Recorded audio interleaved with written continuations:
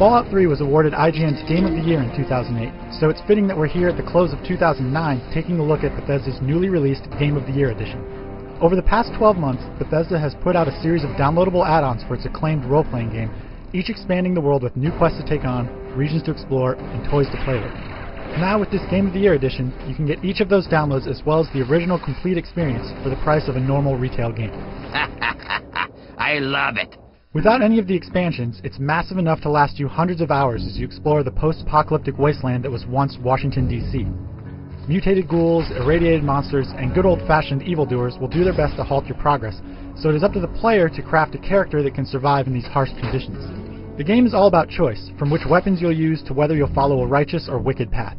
Each of the 5 expansions adds about 3 to 5 hours to the game, which makes this Game of the Year edition considerably bigger than the standard experience. However, some of the expansions are better than others. If you already own Fallout 3, you might be better off simply downloading a couple instead of trading your copy in for this edition. Point Lookout with its spooky swamps to explore, and Broken Steel, which lifts the level cap and continues the story beyond the original game's ending, are 2 must-haves for any player. Mothership Zeta and Operation Anchorage, on the other hand, are 2 that didn't quite hit the ball out of the park, so unless you're one of the most hardcore Fallout 3 players out there, you can easily skip them and not feel like you missed anything.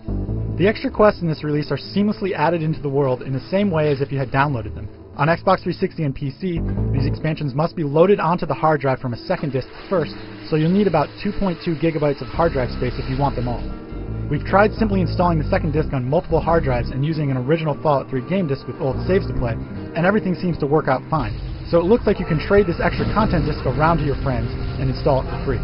The PS3 Blu-ray medium has enough space for all the content on one disc, so no installs are required.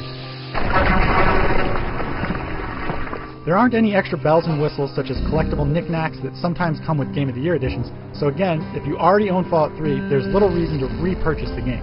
However, if you haven't yet given this RPG a shot, now's the time to have a go at it. Your patience has been rewarded with some extras that everyone else had to buy separately, so there isn't any excuse now.